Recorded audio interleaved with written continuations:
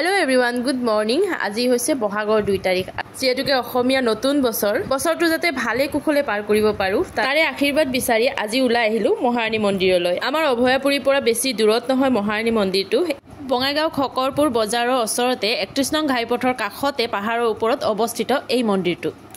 এই পিনেৰে কৰবালৈ গ'লে মন্দিৰটো আমি দেখা পাওঁ, কিন্তু কোনোদিন আমি এই মন্দিৰটো দৰ্শন কৰাৰ সুযোগকণ পোৱা নাছিলো।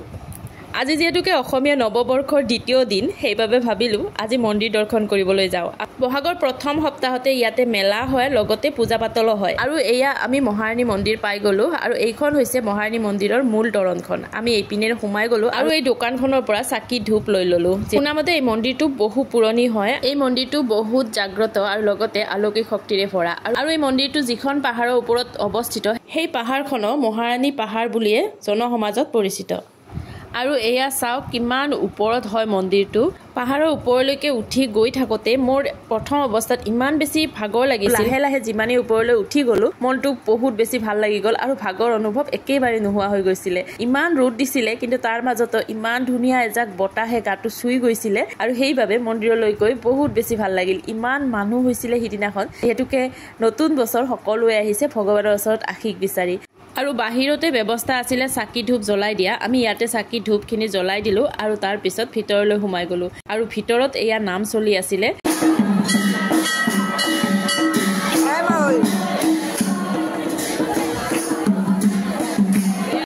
চাকি ধূপ জ্বলাই দিয়াৰ পিছত আমি এয়া ভিতৰ চৰালৈ সোমাই আহিলো আৰু দেৱী মাৰ আশীৰ্বাদ ললো আৰু বাহিৰলৈ ওলাই আহিলো।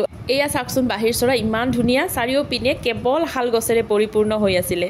দেৱী মাৰ দৰ্শন কৰাৰ পিছত আমি এইবাৰ গলো শিৱ মন্দিৰ আৰু গণেশ মন্দিৰলৈ। শিৱ মন্দিৰ আৰু গণেশ মন্দিৰলৈ যাবৰ কাৰণে আৰু অকমান পাহাৰ বগাই যাব লগা হ'ল। যি নহওক আমি এয়া শিৱ মন্দিৰ আহি পালো, আৰু শিৱ মন্দিৰত সেৱা লোৱাৰ পিছত এইবাৰ গলো আমি গণেশ মন্দিৰলৈ। গণেশ মন্দিৰ আৰু শিৱ মন্দিৰ দুয়োটা প্ৰায় ওচৰা-ওচৰিকৈ আছিল।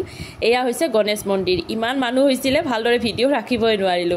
আজি এনেদৰে ৰাতিপুৱাৰ সময়খিনি মন্দিৰ দৰ্শন কৰি কটালো। আৰু ইমান ধুনীয়া মন্দিৰ দৰ্শন কৰিবলৈ গৈ যদি এটা ভিডিঅ' নবনাওঁ কেনেকুৱা হ'ব, নহয়নে বাৰু? আৰু সেইবাবে এই ভিডিঅ'টো বনালো।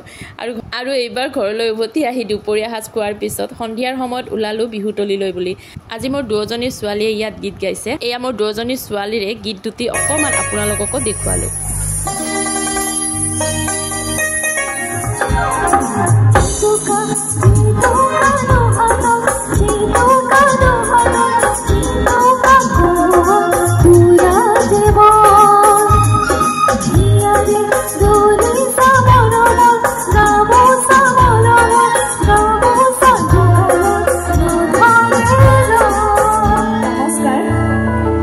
প্ৰথমতে সকলোকে ৰঙালী বিহুৰ আন্তৰিক শুভেচ্ছা জ্ঞাপন কৰিছো।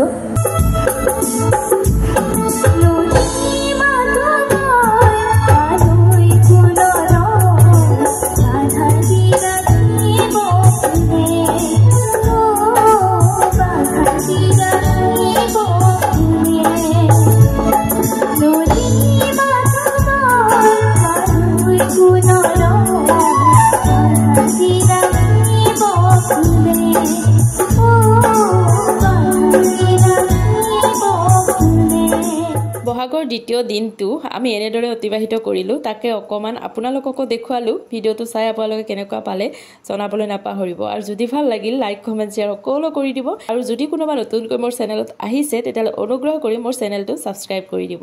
আকৌ আহিম নতুন এটা ভিডিঅ'ৰ সৈতে। আজিলৈ আহিলোঁ, বাই বাই।